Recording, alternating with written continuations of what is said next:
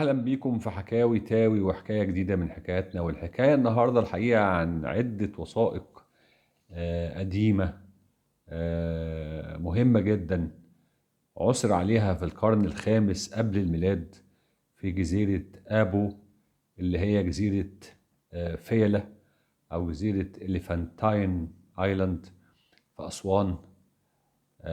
وهي الحقيقة اتسمت جزيرة فيلة، وفيها معبد المعروف دلوقتي بمعبد فيلة اللي هو للمعبودة إيزيس.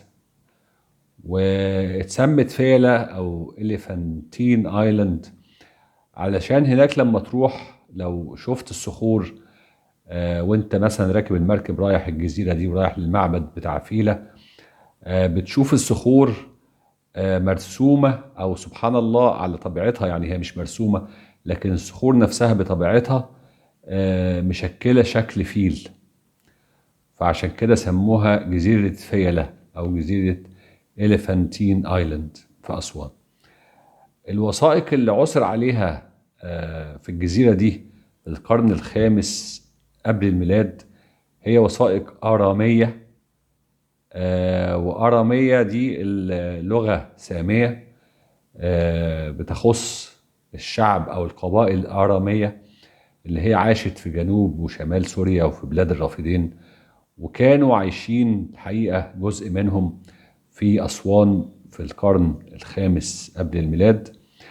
والوثائق دي يعني اهتم بيها كل الباحثين في الساميات والباحثين اليهود بالذات، لأن الوثائق دي بتصور عدة جوانب من حياة الأقليات الأجنبية اللي كانوا عايشين في أسوان في الوقت ده في عصر المصريين القدماء. وكانت الحقيقة الأقليات الأجنبية دي منهم الأراميين واليهود والإغريق والفرس، لكن الحقيقة الاهتمام كله انصب على طائفة اليهود اللي كانت عايشة في جزيرة آبو أو في أسوان الحقيقة بالذات، وعلى طبيعتهم وطبيعة حياتهم في هذه المنطقة من أرض مصر. والحقيقة إن أسوان يعني مدينة محدودة الموارد، ما فيهاش موارد كتير اقتصادية، يا دوبك بتكفي أهلها من المواطنين المصريين. فالأقليات الأجنبية ومنهم الطائفة اليهودية ما لقيتش حاجة تشتغل فيها غير حرفة الجنود المرتزقة في حصون أسوان. يعني جنود مرتزقة في الحصون أسوان اللي هي يعني بتقف حراسة على حصون أسوان.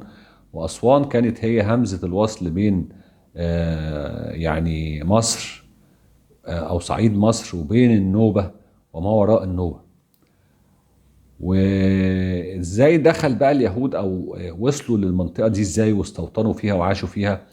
الحقيقة في وجهات نظر كتيرة قوي، مش هنخوض فيها، لكن هي بتبقى غالبا نزوح القبائل اللي هي اليهودية والقبائل اللي هي الآرامية برضو تحت ضغط الحروب اللي كانت بتشنها اللي هي الخوارزميين والأشوريين على الشام وعلى مناطق كتيرة في شرق آسيا.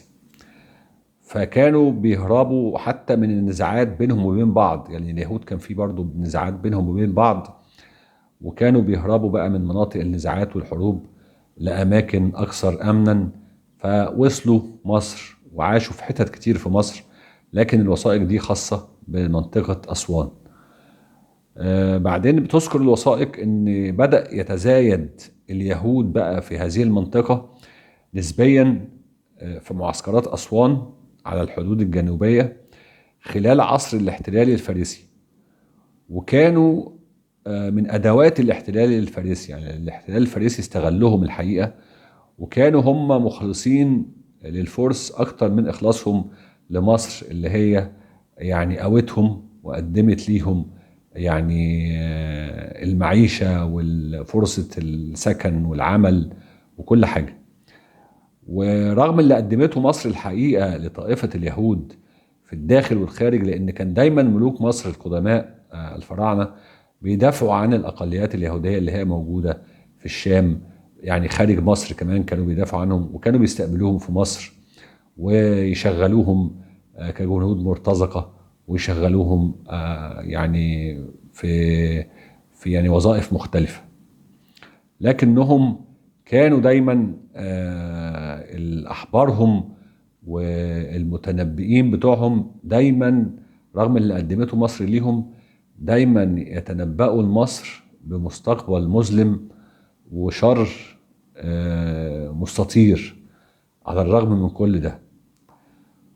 وزي ما قلنا بقى بدأوا يزدادوا في أسوان في عصر الاحتلال الفارسي، وكمان ساعدوا الحملة الفارسية على مصر في عهد قمبيز، وقمبيز كافئهم على مساعدتهم للحملة الفارسية على احتلال مصر، ومقربش من المعبد بتاعهم. هم بقى لما كانوا في أسوان عملوا معبد ليهم في منطقة آبو اللي هي جزيرة فيلة في أسوان، وعلى أساس هم طائفة اليهود دايما بتجمعهم رابطة الدين، فكانوا عملوا معبد عشان يأدوا فيه طقوسهم وعبادتهم. وكان المعبد ده اتبنى يعني ايه بتبرعات الأثرياء منهم، وكانوا بيفرضوا ضريبة على كل مواطنيهم رجال ونساء للمعبد عشان تكاليف صيانة المعبد وعمل الطقوس، فكانوا بيدفعوا الحقيقة كل ده.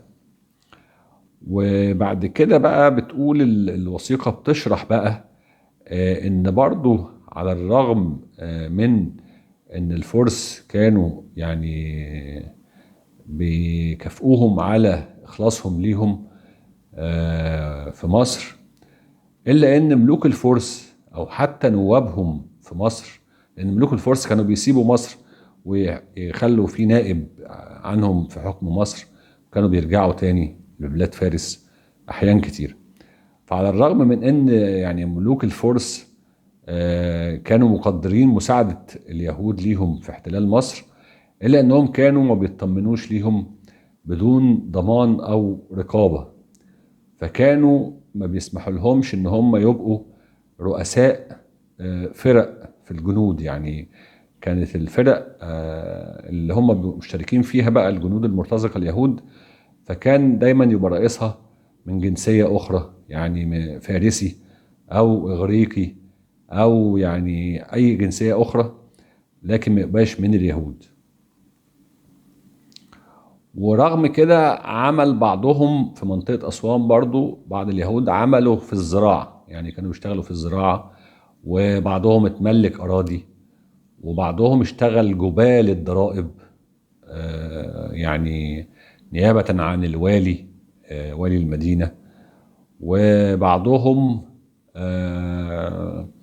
المرابون بقى اللي هم اللي بيشتغلوا في الربا، دول عاشوا برضو في أسوان زي المرابين أو المرابون في كل العصور، لأن اليهود في كل العصور كان منهم المرابين اللي هم بيشتغلوا في الربا والمداينة، وكانوا الحقيقة يعني شروطهم الربوية بتذكر الوثائق انها كانت مجحفة جدا حتى بينهم وبين بعض، حتى ان الفايدة وصلت ل60%، وكانت فايدة مركبة بتتضاعف، يعني لو المدين ما دفعش في الميعاد بتاعه الفايدة تتضاعف وتضاف الى اصل الدين ويزيد المبلغ اللي عليه.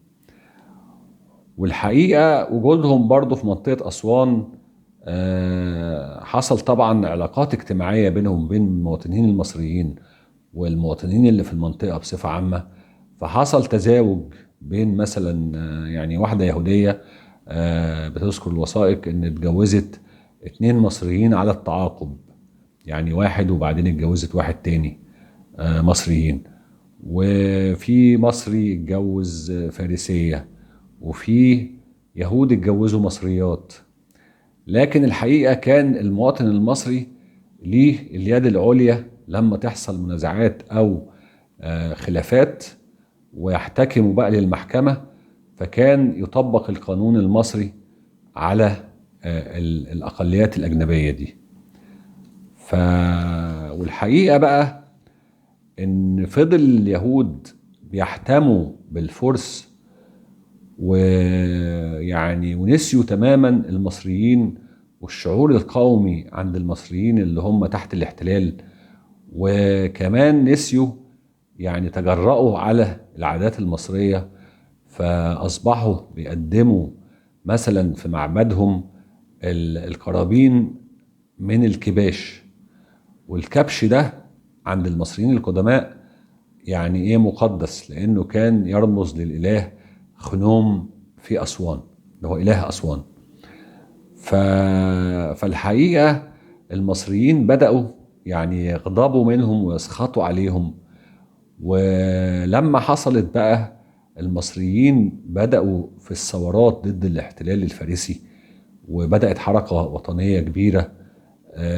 كان اليهود ما بيجوش مع المصريين، بل كانوا عيون أو جواسيس على الوطنيين المصريين. وبعد كده لما الملك المصري بقى آمون حر الثاني قدر يتولى الحكم وحرر البلاد المصرية، حرر مصر من الفرس عام 404 قبل الميلاد. اليهود ما ذكروش اسمه لغاية عام 401 قبل الميلاد، فده يعني ان هم رفضوا في البداية الاعتراف بيه، ويعني كانوا نفسهم ان هو يفشل وانه ما يعرفش يطرد الفرس وان الفرس يتغلبوا عليه. وبعد كده بقى